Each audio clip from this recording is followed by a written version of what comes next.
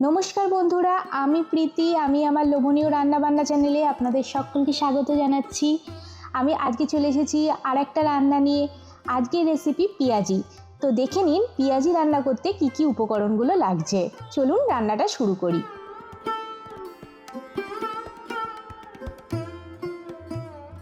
পেঁয়াজি তৈরি করার জন্য আমি 3খানা বড় সাইজের পেঁয়াজ নিয়েছি এবং পেঁয়াজটাকে আমি এইভাবে কুচিয়ে নিচ্ছি।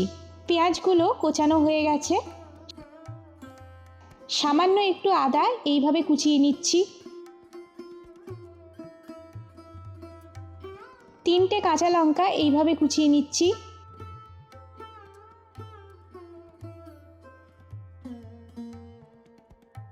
কোচানো পেঁয়াজগুলোর মধ্যে স্বাদমতো নুন দিয়ে দিচ্ছি। সামান্য একটু লঙ্কার গুঁড়ো দিচ্ছি। কাঁচা লঙ্কা কুচিগুলো দিয়ে দিলাম। আদার কুচি দিয়ে দিচ্ছি। সামান্য একটু চিনি দিচ্ছি। নুন, লঙ্কা গুঁড়ো, চিনি আমি পেঁয়াজের সাথে ভালো করে মাখিয়ে নেব। পেঁয়াজ থেকে যে জলটা বেরোবে তার সাথেই আমি বেসনটা মাখাবো। নুন, লঙ্কা গুঁড়ো, চিনি দিয়ে পেঁয়াজটা মাখানোর পর আমি পেঁয়াজটাকে 5 মিনিট রেখে দেবো। 5 মিনিট বাদে পেঁয়াজটা থেকে দেখুন অনেকটা জল বেরিয়েছে। এবার এর মধ্যে এই হাতার 1 হাতা আমি বেসন দিয়ে দিচ্ছি।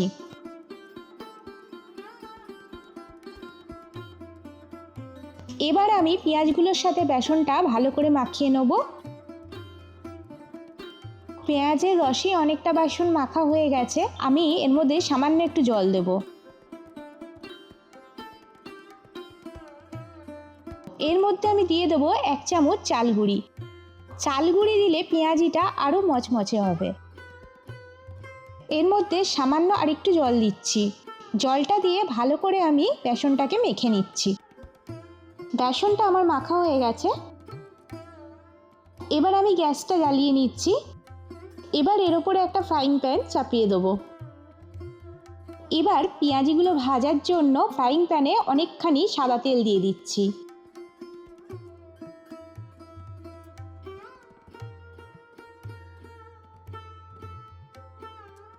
তেলটা গরম হয়ে গেছে।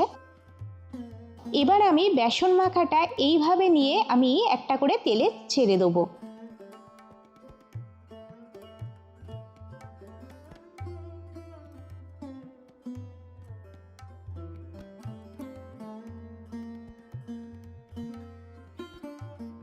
পেঁয়াজিটা 1 পিঠ ভাজা হয়ে গেছে। এবার আমি পেঁয়াজিগুলো উল্টে দিচ্ছি।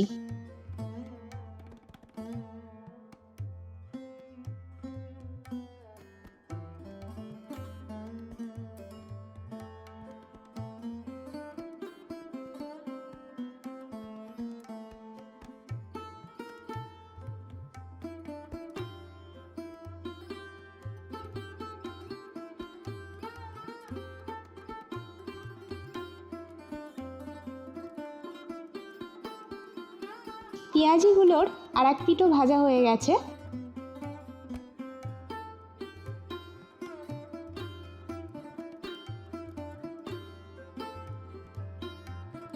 এবার আমি পেঁয়াজিগুলো একটা পাত্রে তুলে নিই।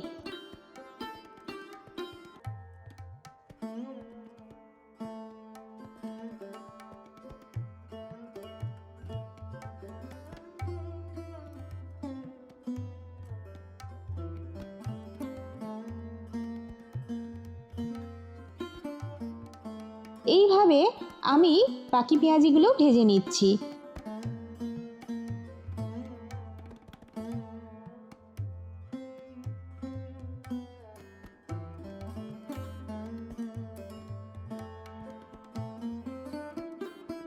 আপনারাও বাড়িতে এইভাবেই পেঁয়াজিটা তৈরি করবেন। আর কেমন হয়েছে অবশ্যই কমেন্ট করে জানাবেন।